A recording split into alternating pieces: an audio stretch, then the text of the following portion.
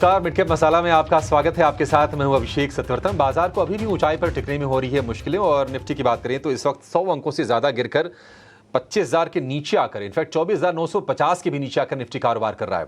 Nifty bank की बात करें तो निफ्टी बैंक भी ऊपरी स्तरों से नीचे आया है, 200 अंक फिसला है।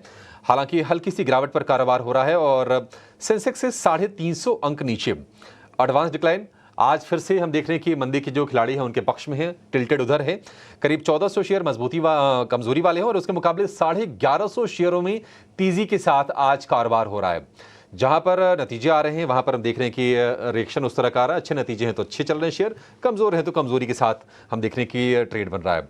लेकिन जो आज बाजार को संभालने काम कर रहे हैं शेयर, उसमें आप देखिए एचडीएफसी बैंक आज फिर से 1% के आसपास की मजबूती। और आज एचडीएफसी बैंक के अलावा एचडीएफसी ग्रुप के जो बाकी शेयर्स भी हैं, एचडीएफसी लाइफ नतीजे उसके कल आए थे, एचडीएफसी एएमसी उसके भी नतीजे कल आए थे। आज दोनों के दोनों शेयर में अच्छी रौनक है। एचडीएफसी लाइफ 2% की मजबूती के साथ है निफ्टी का टॉप गेनर। और अगर हम एचडीएफसी एएमसी की बात करें 6% ऊपर है और इस पर अपग्रेड भी आया है ब्रोकरेज हाउसेस की तरफ से। तो इसके चलते हम देख रहे हैं कि एचडीएफसी एएमसी में तेजी बन रही है। इसमें जेफरीज ने 5,450 रुपए का टारगेट दिया है एचडीएफसी एएमसी के लिए। फिलहाल है 4,800 रुपए का ये शेयर कारोबार करता हुआ। लेकिन एक अच्छी खबर सरकारी कर्मचारियों को लेकर वो ये है कि डीए बढ़ाने को सरकार ने मंजूरी दी है। डियरनेस अलाउंस महंगाई भत्ता 3% बढ़ गया है, तो निश्चित तौर पर सरकारी कर्मचारियों के लिए एक राहत की खबर। बाकी एमएसपी को लेकर भी कई सारे फैसले हुए हैं। मार्केटिंग सीजन 2025-26 के लिए सरकार ने एमएसपी बढ़ाया है और रबी फसलों के लिए एमएसपी यानी कि न्यूनतम समर्थन मूल्य में ये बढ़ोतरी हुई है। लेकिन मिडकैप का मूड कैसा है? बाजार की चाल यहां से क्या होगी? क्या 25,000 से 150-200 अंक नीचे, 25,000 के 150-200 अंक ऊपर बाजार की यही रेंज रहेगी? और ये रेंज रहेगी तो कब तक रहेगी? आपको करना क्या है? क्या इंडेक्स में कुछ करना भी है या छोड़ देना है? मिडकैप में मौके आपके लिए कहां पर बनेंगे? स्टॉक्स में आपको कहां पर ट्रेड लेना है? ये सब कुछ अगले आधे घंटे में समझेंगे। लेकिन मिडकैप का शो है तो मिडकैप की बड़ी खबरें 3 बड़ी तस्वीरों के जरिए आपके सामने पहले रख देते हैं, उसके बाद एक एक करके आगे हम चर्चा को बढ़ाएंगे। तो आज जहां पर एक्शन है वो साफ तौर पर एचडीएफसी एएमसी में है। जबरदस्त एक्शन आज हम देख रहे हैं एएमसी स्टॉक्स में, एचडीएफसी एएमसी समेत। जेफरीज ने खरीदारी की राय दी है और लक्ष्य बढ़ाकर कर दिया है 5,450 रुपए, तो ये शेयर चल रहा है। रैलिस इंडिया टाटा ग्रुप का स्टॉक है, ये काफी समय से वोलेटाइल था, लेकिन नतीजे जो Q2 के आए हैं यानी कि सितंबर तिमाही के आए हैं वो बहुत ही कमाल के आए हैं। प्रॉफिट हो गया है डबल, आय के फ्रंट पर भी बहुत अच्छा हमने देखा कि बढ़िया हमने प्रदर्शन देखा है और उसके चलते शेयर में उछाल है। आज शुरुआती सत्र में ही ये शेयर 10% से ज्यादा चढ़ गया था। रेल टीएल का शेयर भी चल रहा है और हम देख रहे हैं कि चुनिंदा रेलवे जो शेयर हैं उनमें लोअर लेवल से बाइंग लौट रही है। रेल टेल को महाराष्ट्र सरकार से 80 करोड़ का ऑर्डर मिला है और इसके चलते इस शेयर में भी 5 से 7% के आसपास की बढ़िया तेजी पर कारोबार हो रहा है। लेकिन चलिए इन तमाम स्टॉक्स पर अपने एक्सपर्ट से व्यू लेंगे, लेकिन अपने मेहमान का स्वागत कर लेते हैं। हमारे साथ हैं 5paisa.com के रुचि जैन। रुचि जी, बहुत शुक्रिया आपका समय देने के लिए। स्वागत है आपके टी न्यूज़ पर। बाजार पर पहले व्यू लेंगे निफ्टी के 3 घंटे के ट्रेड के जरिए।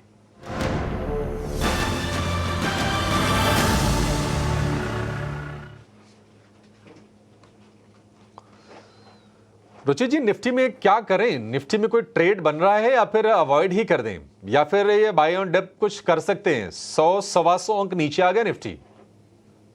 जी very good afternoon Abhishek ji. Abhishek ji, markets में देखें तो पिछले 4-5 ट्रेडिंग सेशन से इंडेक्स एक नैरो रेंज में ही ट्रेड कर रहा है और कोई डायरेक्शन मूव के साइंस नहीं है। और ये डायरेक्शन मूव इसके लिए नहीं आ रहा है क्योंकि हम डेरिवेटिव सेगमेंट में कोई नई पोजीशंस बनते हुए नहीं देख रहे। अक्टूबर की शुरुआत से जो करेक्शन आया हमने ऑल टाइम हाई से देखा, उसका मेन रीजन था एफआईएस की सेलिंग, कि जहां पे उन्होंने इंडेक्स फ्यूचर्स में लॉन्ग पोजीशंस अनवाइंड की, नई शॉर्ट पोजीशंस बनाई, कैश मार्केट में सेलिंग की, और वो सब कॉम्बिनेशन के कारण हमने एक शार्प प्राइस वाइज करेक्शन देखा। लेकिन अब पिछले 3-4-5 ट्रेडिंग सेशन से देखेंगे तो अब उनके पोजीशंस वैसी की वैसी है। 35% उनका लॉन्ग शॉर्ट रेशियो उसके आसपास ही 1-2% ऊपर नीचे हो रहा है, बट कोई नई पोजीशंस बन नहीं रही है, नई शॉर्ट फॉर्म्स हो रही है, नए लॉन्ग्स बना रहे। और जो एग्जिस्टिंग पोजीशंस है 65% पोजीशंस उनकी अभी शॉर्ट साइड पे, वो भी कवर नहीं हो रही है। तो जब तक ये नई पोजीशंस नहीं बनती है या एग्जिस्टिंग पोजीशंस अनवाइंड नहीं होती है, तब तक आपको डायरेक्शनल मूव इंडेक्स में नहीं मिलेगा। फिलहाल तो कोई साइंस नहीं है ऐसे कोई पोजीशंस अनवाइंड नहीं के। अब ये रेंज बनी है 24,880 24,900 ये सपोर्ट है, और 25,200 से 25,240 ये रेजिस्टेंस रेंज है। आई थिंक यही 300 साढ़े 350 पॉइंट की रेंज है जिसमें इंडेक्स ये साइडवेज मूव कंटिन्यू रख सकता है। सो फिलहाल इंडेक्स में इतने सेटअप्स नहीं है। अगर किनको रिस्क लेना है या चांस लेना है तो जो lower end of the range है 24,900 से 880, हम करंट लेवल से ज्यादा दूर नहीं है, वो रेंज में आप खरीदारी करें क्योंकि वहां पे स्टॉप लॉसेस छोटे आएंगे। सो वो रेंज में आप बाइंग कर सकते हैं 24,800 के नीचे स्टॉप लॉस रखे, बट सिर्फ पुल बैक मूव के लिए अगेन अराउंड 25,000 25,100। बाकी डायरेक्शनल अप मूव जब तक 250 के ऊपर नहीं निकलता है तब तक हम डायरेक्शनल अप मूव एक्सपेक्ट नहीं कर रहे, but rather range bound trading ही रहेगी। ठीक है, तो बाजार रेंज में रहेगा 25,200, 25,250, मैक्स टू मैक्स 25,300, उसके बाद ही कंफर्मेशन आएगा। अदरवाइज ये जो दायरा है बाजार का ना, इसमें बरकरार रहेगा। हाँ, अगर आप बहुत स्मार्ट ट्रेडर हैं, बहुत कुशल हैं, बहुत कह सकते हैं कि प्रॉम्प्टली मार्केट को ट्रैक करते हैं, तो आप जिस लेवल के आसपास बाजार आ गया है, यहाँ पर आप एक ट्रेड ले सकते हैं 25,050 के लिए 25,100 तक के लिए। ये है रुचि जी के व्यू। रुचि जी, स्टॉक्स में फिर मौके कहाँ पर हैं और आज आप क्या ट्रेड करने की सलाह दे रहे हैं? स्टॉक्स में हम काफी सिलेक्टिव है। आप मार्केट ब्रेथ देखेंगे तो ऑलमोस्ट 1:1 के जैसे ही है, जितने शेयर एडवांसेस है उतने ही डिक्लाइंस में भी है। सो वोल्टास एक स्टॉक हमें यहाँ पे पसंद आ रहा है with in the entire basket के, जहाँ पे हम देख रहे हैं कि हाई टॉप हाई बॉटम का स्ट्रक्चर कुछ समय से ये स्टॉक में बनी रहा है। पिछले कुछ दिनों में करेक्शन आया, वापस अब हायर बॉटम बनाया और अब 50 दिन के मूविंग एवरेज सपोर्ट बेस लेके यहाँ पे अपट्रेंड का रिजम्पशन होता हुआ नजर आया है। आज की प्राइस अपमूव में मार्केट नीचे है बट स्टॉक 3.5% ऊपर है, तो एक ऑलरेडी एक रिलेटिव आउट परफॉर्मेंस की साइंस है। आरएसआई में पॉजिटिव क्रॉस ओवर और आज के वॉल्यूम्स देखिए, जो डेली एवरेज वॉल्यूम्स हो रहे हैं उससे काफी बेहतर वॉल्यूम्स के साथ आज ये अपमूव है। सो यहाँ पे हम देख रहे हैं कि मार्केट को एक अच्छा आउट परफॉर्म कर रहा है, तो ये आउट परफॉर्मेंस कंटिन्यू रह सकता है। 1800 के स्टॉप लॉस से वोल्टास में खरीदारी करें 2000 के पुल बैक के टारगेट्स के लिए। ठीक है, वोल्टास आप अपने फोकस में रखिए। आज बढ़िया तेज़ी ये शेयर दिखा रहा है, 4% की तेज़ी है और शुरुआत जो की है वोल्टास ने उसको इंट्राडे में बिल्कुल लूज़ नहीं किया है। 2000 तक की रफ्तार बनी रहेगी ऐसा भरोसा है रुचि जी को। 1800 रुपये के स्टॉप लॉस के साथ आपको वोल्टास के शेयर को ट्रेड करना है। ये बेहतरीन स्टॉक आपके लिए। कुछ और शेयरों की चर्चा करते हैं और आगे हम ये भी समझने की कोशिश करेंगे कि आज खबरें कौन सी हैं मिड कैप स्पेस से और इसके अलावा आज के बड़े गेनर्स और लूजर्स कौन से हैं। लेकिन एक व्यू आपसे चाहिए कोफोर्ज के शेयर पर रुचि जी। आज क्रैकडाउन दिखाया है शेयर ने। कोफोर्ज में क्या आपको लगता है कि कमजोरी और बढ़ेगी या फिर लोअर लेवल पर इसमें बाय का मौका है? प्रॉफिट बुकिंग के साइंस है क्योंकि स्टॉक ऑलरेडी काफी चल चुका था। वो मैं RSI readings technically overbought setups में थे। अब जो मेजर सपोर्ट स्टॉक में आएगा 6,850 के आसपास आ रहा है। सो मेरे ख्याल से थोड़ा और डिप शायद पेंडिंग है स्टॉक में, और अगर फ्रेश बाइंग या कुछ करनी है तो 6,850 के आसपास करेंगे तो वहां पे रिस्क रिवॉर्ड रेशियो थोड़े फेवरेबल बनेंगे या स्टॉप लॉसेस ज्यादा बड़े नहीं रहेंगे। सो फिलहाल मैं वेट एंड वॉच की सलाह दूंगा, और 6,850 के आसपास आता है तो वहां पे खरीदारी स्टॉक में के लिए स्टॉक को रिव्यू कर सकते हैं। ठीक है, 6,050 के आसपास आए तो आप इसमें खरीदारी किराया अपना सकते हैं, लेकिन 6,050 तक आने के लिए करीब करीब 15% गिरना पड़ेगा, तब आपके लिए इसमें मौके बनेंगे। रुचि, सही कहा मैंने ना? इस 6,850 तक का व्यू स्टॉक में, तो ये व्यू स्टॉक में है 6,850। तो हाँ, अच्छा, 6,850, मुझे लगा आपने 6,050 बोला। 6,800 तो लगभग 300 रुपए का फॉल यहाँ से 6,850 ज्यादा दूर नहीं है वो। हाँ ठीक है, तब ठीक है, 300 रुपये का फॉल आ जाए तब आपको इसमें खरीदारी का मौका बन जाएगा शेयर में कोफोर्ज के। लेकिन मिड कैप में आज मेगा एक्शन कहाँ पर है खबरों के दम पर, और कौन से शेयर तेजी से चढ़ रहे हैं, कौन से गिर रहे हैं, ये पूरा अपडेट लेकर हमारे सहयोगी जिन्हें नागर हमारे साथ जुड़ गए हैं। जिन्हें बताइए क्या एक्शन हो रहा है। जी बिल्कुल, पहले बात करते हैं खबरों वाले शेयर्स पे। तो गोदरेज प्रॉपर्टीज़ हमें फोकस में दिखेगा। कंपनी 3 प्लॉट्स के लिए हाईएस्ट बिडर निकल कर आया है और कंपनी ने रिपोर्ट किया है कि जो कंबाइंड मार्केट रेवेन्यू पोटेंशियल है इन तीनों प्लॉट का वो होगा 3,500 करोड़ रुपए। बात करते हैं अगले स्टॉक की, स्टरलाइट टेक्नोलॉजीज़। कंपनी ने अभी रिपोर्ट किया थोड़ी देर पहले ही कि कंपनी ने AI लेड डेटा सेंटर्स में एंट्री की है।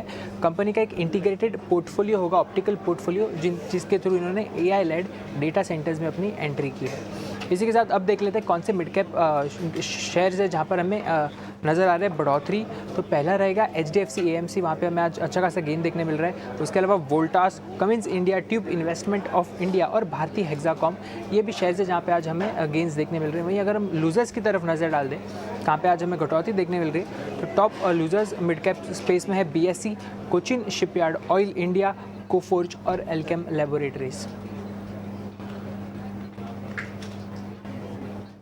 ये कुछ गिरने वाले, ये कुछ चढ़ने वाले शेयर और खबरों के दम पर जो एक्शन है वो भी आपको जिन्हें ने बता दिया कि गोदरेज प्रॉपर्टीज़ और स्टरलाइट टेक ये दो शेयर हैं जहां पर आज न्यूज़ आई हो और न्यूज़ के दम पर रिएक्शन हो रहा है।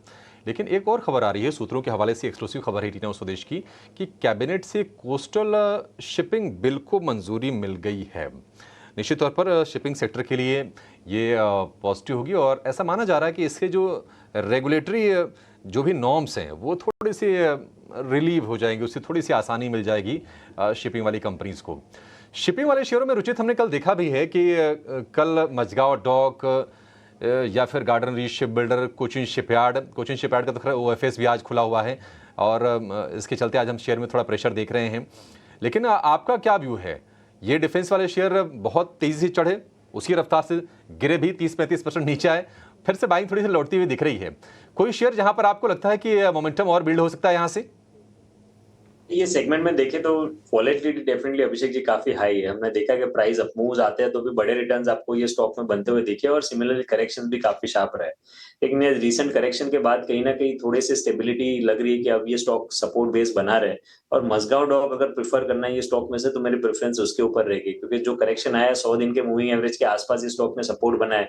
सेकेंडली ये स्टॉक में जो पुल बैक मूव्स आ रहे हैं पिछले एक हफ्ते में देखा उसमें वॉल्यूम्स अच्छे हो रहे हैं। सो इसीलिए अगर ये सेक्टर में कोई अच्छा मूव आता है तो एक relative out performer Mazagon dock में देखने मिल सकता है। बट थोड़ा पोजिशनल व्यू रखे क्योंकि स्टॉप लॉसेस थोड़े से डीप है स्टॉक में। जो सपोर्ट बेस स्टॉक ने बनाया वो 3850 के आसपास है, तो 3850 के लेवल्स जब तक इंटैक्ट है तब तक आई थिंक डाउनसाइड स्टॉक में काफी लिमिटेड है। तो यहाँ पे मझगांव डॉक में खरीदारी कर सकते हैं। ठीक है, मझगांव डॉक में खरीदारी कर सकते हैं। मिड कैप के कुछ और शेयरों का जरा मूड चेक करते हैं और उसमें हम देख रहे हैं कि HDFC AMC में नतीजों के बाद तेजी बन रही है, ब्रोकरेजेस का अपग्रेड भी आया है इसको लेकर, और एक शेयर जो ऊपरी स्तरों से थोड़ा थोड़ा करेक्शन दिखा के फिर से आज साहस जुटा के ऊपर जा रहा है, वो है कमिंस इंडिया का शेयर। वैसे अगर आप पूरे कैपिटल गुड्स के बास्केट को देखेंगे तो सारे के सारे शेयर ही चल रहे हैं। सीमेंस हमारे एक्सपर्ट्स को ज़्यादा पसंद रहा है, उस पर लगातार बाय की कॉल आई है। सीमेंस में आज तेजी थोड़ी सी कम है कमिंस के मुकाबले, और उसकी वजह है कि कमिंस ने अपनी स्ट्रेंथ को थोड़ी गंवाई थी बीच में। कमिंस में और HDFC AMC में आपको सही क्या लग रहा है ट्रेड को लेकर रुचित जी?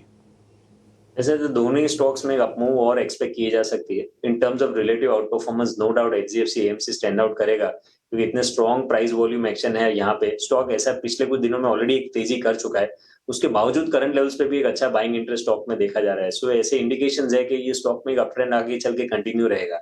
सो अगर दोनों में से प्रिफर करना हो तो HDFC AMC ज्यादा प्रिफर्ड रहेगा। इनफैक्ट आप पूरे AMCs में भी देखेंगे तो आज निप्पॉन इंडिया देखिए, UTI AMC देखिए, या आदित्य बिरला का जो AMC है उसमें देखिए, सभी स्टॉक्स में काफी पॉजिटिव मूव नजर आ रहा है।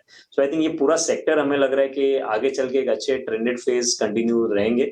क्यूमिंस में भी पुल बैक मूव है, रेजिस्टेंस स्टॉक में 3900 3930 की रेंज में, वहां तक का पुल बैक मूव एक्सपेक्ट कर सकते हैं। बाकी 3930 के ऊपर ही स्टॉक में कंसोलिडेशन का ब्रेकआउट है। और शेयर जरा चेक कीजिए, वो है भारतीय हेक्साकॉम का।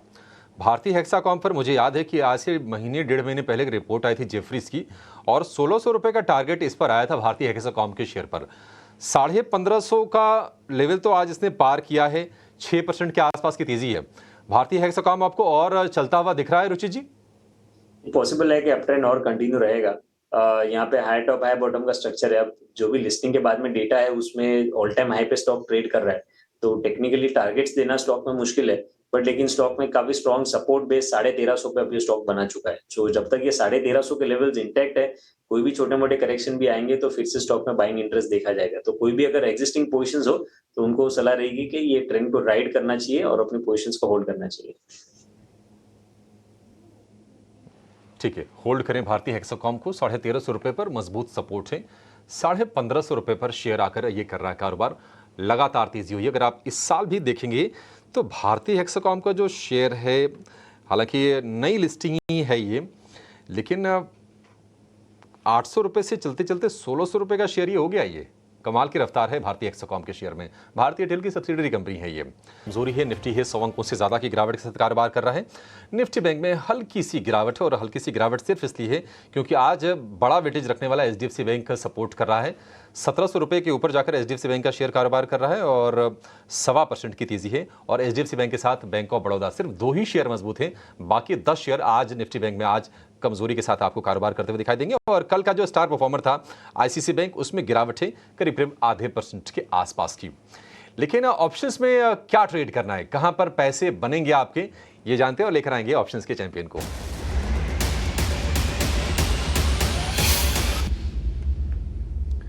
हमारे साथ जुड़ गए हैं रेलिगेयर सिक्योरिटीज के अजीत मिश्रा। अजीत, बहुत शुक्रिया आपका समय देने के लिए। स्वागत है आपका 18 स्वदेश पर। बताइए कहां पर मौके बन रहे हैं, क्या ट्रेड करना है?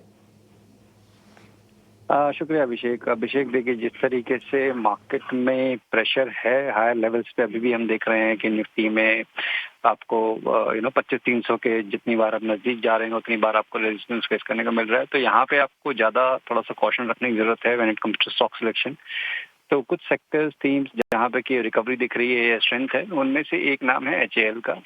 करीब 3 से 4 महीने की कंसोलिडेशन या करेक्शन को बेसिकली इसने अभी एंड किया है। एक ट्रेंड लाइन ब्रेकआउट आया है, शॉर्ट टर्म एवरेजेस को, लॉन्ग टर्म एवरेजेस को रिक्लेम किया है इसने। तो सारे इंडिकेशन फेवर में है कि ये रिकवरी एक्सटेंड करे, ग्रेजुअली स्टॉक करीब 4800 से लेकर 49 तक के रेंज में टेस्ट कर सकता है। तो यहाँ 4700 वाली कॉल, इसको रॉन्ग करने की रिकमेंडेशन होगी करीब 73 के पास जब भी आपको मिले ये, और 60 का एक स्टॉप लॉस रहेगा 98 तक के टारगेट्स के लिए। ठीक है, शुक्रिया अजीत। तो जो डिफेंस वाले जो शेयर है उस पर कन्विक्शन फिर से आने लगा है। HAL कल भी चला था, आज भी चल रहा है, 0.25% की तेजी है। 4700 वाली कॉल आपको खरीदनी है, 73 रुपये के भाव पर ये मिलेगी। लक्ष्य 98, स्टॉप लॉस 60, अधिकतम मुनाफा 7,500, अधिकतम नुकसान 3,900 रुपये का। लेकिन रिस्क डिस्क्लोजर याद रखिएगा, 10 में से 9 लोग नुकसान कर बैठते हैं FNO ट्रेड्स में, और उसकी वजह ये होती है कि वित्तीय अनुशासन का वो पालन करते नहीं हैं। औसतन जो नुकसान होता है वो होता है 50,000 रुपये का। तो ये रिस्क ध्यान में रख के, वोलेटाइल भी होते हैं ऑप्शंस, तो ये सब कुछ अपने दिमाग में ज़रूर रखें जब भी आप ऑप्शंस में ट्रेड कीजिए। लेकिन एक शेयर जिस पर व्यू आपसे चाहेंगे, मिड कैप का तो नहीं है, लेकिन कहीं ना कहीं ओवरऑल बाजार को डायरेक्शन जरूर देता है। 1700 रुपये के ऊपर गया है रुचित जी HDFC बैंक का शेयर। 1617 रुपये के आसपास उसने एक बार क्लोजिंग दी, उसके बाद से लगातार स्ट्रेंथ है।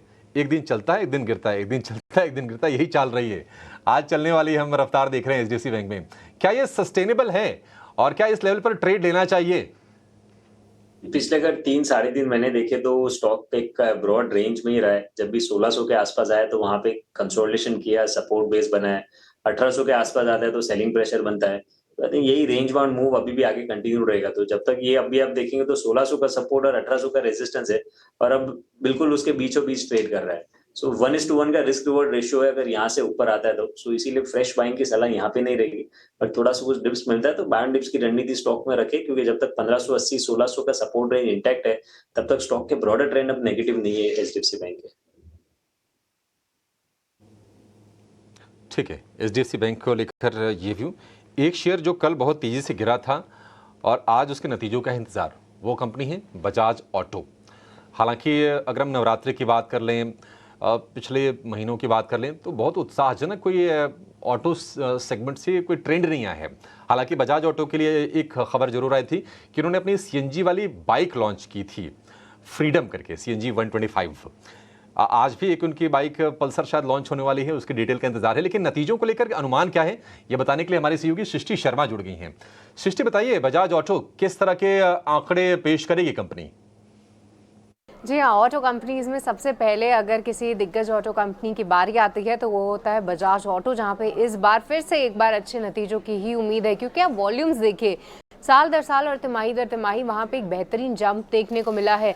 पर सबसे अहम जो है कंपनी का मुनाफा, रेवेन्यू, ये सब के बजाय मार्जिन्स होगा, क्योंकि इस बार एक अलग सी चीज़ हुई है बजाज ऑटो में, जिसमें इनका जो प्रोडक्ट मिक्स है उसमें थोड़े बदलाव हुए हैं। क्योंकि अभी तक हम देख रहे थे कि प्रीमियम सेगमेंट्स जो है काफ़ी अच्छी तरीके से कंट्रीब्यूट कर रहा था, पर पिछली तिमाही जो इन्होंने नई CNG बाइक लॉन्च की है फ्रीडम 125, उसकी सेल्स का भी कंट्रीब्यूशन आया है। साथ ही साथ जो EV चेतक है उसमें भी काफ़ी सेल्स ग्रोथ पिकअप हुआ है। हमने देखा है कि EV मार्केट शेयर में बजाज ऑटो ने किस तरीके से लीड ली है।